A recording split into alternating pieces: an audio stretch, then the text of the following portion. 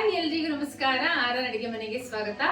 ಈರುಳ್ಳಿಲಿ ತುಂಬಾ ತರ ರೆಸಿಪಿ ನೋಡಿರ್ತೀರಾ, ತುಂಬಾ ತರ ಟ್ರೈ ಮಾಡಿರ್ತೀರಾ. ಇವತ್ತೊಂದು ಹೊಸದಾಗೆ ಈರುಳ್ಳಿ ರೆಸಿಪಿ ಮಾಡ್ತಾ ಇದೀವಿ. ಬನ್ನಿ ಹೇಗ್ ಮಾಡೋದು ಅಂತ ಮುಂದೆ ವಿಡಿಯೋ ನೋಡೋಣ. ಈ ವಿಡಿಯೋ ಇಷ್ಟ ಆದ್ರೆ ನಿಮ್ ಫ್ಯಾಮಿಲಿ ಫ್ರೆಂಡ್ಸ್ ಗೆ ಶೇರ್ ಮಾಡಿ, ನಮ್ ಚಾನೆಲ್ ನ ಸಬ್ಸ್ಕ್ರೈಬ್ ಮಾಡೋದ್ ಮರಿಬೇಡಿ.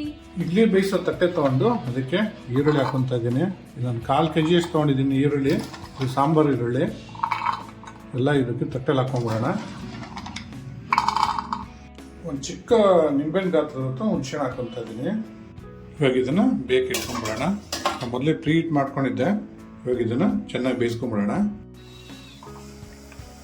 ನೋಡಿ, ನಮ್ಮ ಈರುಳ್ಳಿ ಎಲ್ಲ ಚೆನ್ನಾಗಿ ಬೆಂದಿದೆ. ಇವಾಗ ಸ್ಟವ್ ಆಫ್ ಮಾಡ್ಕೊಂಡ್ಬಿಡೋಣ.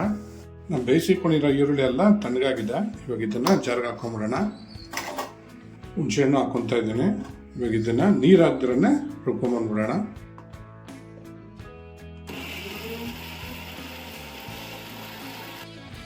ನೋಡಿ, ಇಷ್ಟಾರೆ ಸಾಕು. ಇವಾಗ ಮುಂದೆ ಏನು ಮಾಡೋದು ಅಂತ ನೋಡೋಣ ಬನ್ನಿ. ಒಂದು ಒಗ್ಗರಣೆ ಬಾಣಲಿ ತೊಗೊಂಡು 1 ಟೇಬಲ್ ಸ್ಪೂನ್ ಅಷ್ಟು ಸಾಸಿವೆ ಹಾಕೊತಾ ಇದ್ದೀನಿ. ಒಂದು ಅರ್ಧ ಟೇಬಲ್ ಸ್ಪೂನ್ ಅಷ್ಟು ಹಳದಿ ಸಾಸಿವೆ ಹಾಕೊತಾ ಇದ್ದೀನಿ. ಒಂದು ಅರ್ಧ ಟೇಬಲ್ ಸ್ಪೂನ್ ಅಷ್ಟು ಮೆಂತ್ಯ ಹಾಕೊತಾ ಇದ್ದೀನಿ. ಇವಾಗ ಇದನ್ನೆಲ್ಲ ಕೆಂಪಗಾಗೋವರೆಗೂ ಸ್ವಲ್ಪ ಹುರ್ಕೊಂಡ್ಬಿಡೋಣ. ಲೋ ಫ್ಲೇಮಲ್ಲಿ ಉರಿಬೇಕು, ಇಲ್ಲಾಂದ್ರೆ ಸಾಸಿವೆ ಎಲ್ಲ ಎಗರುತ್ತೆ. ನೋಡಿ, ಎಲ್ಲ ಚೆನ್ನಾಗಿ ಕೆಂಪಗಾಗಿದೆ. ಇವಾಗ ಸ್ಟವ್ ಆಫ್ ಮಾಡ್ಕೊಂಡ್ಬಿಡೋಣ. ಇವಾಗ ಒಂದು ಪ್ಯಾನ್ ತೊಗೊಂಡು ಎಣ್ಣೆ ಹಾಕೊತಾ ಇದ್ದೀನಿ. ಇದಕ್ಕೆ ಸ್ವಲ್ಪ ಎಣ್ಣೆ ಮುಂದೆ ಇರಬೇಕು. ಇವಾಗ ಎಣ್ಣೆ ಕಾಯ್ತದಂಗೆ ಒಂದು ಅರ್ಧ ಟೇಬಲ್ ಸ್ಪೂನ್ ಅಷ್ಟು ಸಾಸಿವೆ ಹಾಕೊತಾ ಇದ್ದೀನಿ. ಇವಾಗ ಸಾಸಿವೆ ಸಿಡಿತದಂಗೆ ಬೆಳ್ಳುಳ್ಳಿ ಹೆಸರು ಹಾಕೊತಾ ಇದ್ದೀನಿ. ಸ್ವಲ್ಪ ಕರಿಬೇವು ಹಾಕೊತಾ ಇದ್ದೀನಿ.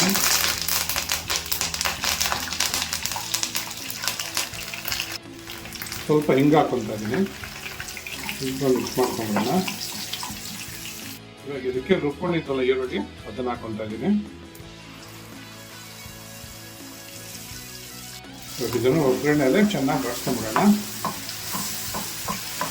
ಸ್ವಲ್ಪ ಹಸಿ ವಾಸನೆ ಹೋಗ್ಬೇಕು ಈರುಳ್ಳಿ, ಅದೇವರೆಗೂ ಎಣ್ಣೆಲೆ ಫ್ರೈ ಮಾಡ್ಕೊಬೇಕು. ಈ ಥರ ಮಾಡೋದ್ರಿಂದ ನೀವು 15-20 ದಿವಸ ಏರ್ ಟೈಟ್ ಕಂಟೈನರ್ ಹಾಕೊಂಡು ಸ್ಟೋರ್ ಮಾಡ್ಕೊಂಡು ಇಟ್ಕೊಂಡು ತಿನ್ಬೋದು. ನೋಡಿ, ಈ ಥರ ಕುದಿದಂಗೆ ಒಂದು 1/4 ಟೇಬಲ್ ಸ್ಪೂನ್ ಅಷ್ಟು ಅರ್ಶಿನ ಹಾಕೊತಾ ಇದ್ದೀನಿ. 1 ಟೇಬಲ್ ಸ್ಪೂನ್ ಅಷ್ಟು ಚಿಲ್ಲಿ ಪೌಡರ್ ಹಾಕೊತಾ ಇದ್ದೀನಿ. ಇವಾಗ ಇದನ್ನೆಲ್ಲ ಒಂದ್ಸರಿ ಮಿಕ್ಸ್ ಮಾಡ್ಕೊಂಡ್ಬಿಡೋಣ.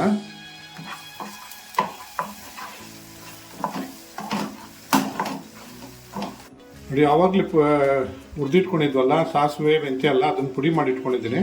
ಅದನ್ನು ಹಾಕೊತಾ ಇದ್ದೀನಿ. ರುಚಿಗೆ ತಕ್ಕಷ್ಟು ಉಪ್ಪು ಹಾಕೊತಾ ಇದ್ದೀನಿ.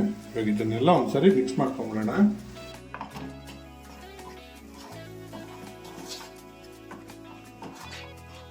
ಇವಾಗ ಇದಕ್ಕೆ ಒಂದು 2-3 ಟೇಬಲ್ ಸ್ಪೂನ್ ಅಷ್ಟು ನೀರು ಹಾಕೊತಾ ಇದ್ದೀನಿ. ಇದನ್ನು ಸ್ವಲ್ಪ ಮಿಕ್ಸ್ ಮಾಡ್ಕೊಂಡ್ಬಿಡೋಣ. ಇವಾಗ ಇದನ್ನು ಮುಚ್ಚಿಕ್ಬಿಟ್ಟು ಒಂದು 2-3 ನಿಮಿಷ ಬೇಯಿಸ್ಕೊಂಡ್ಬಿಡೋಣ.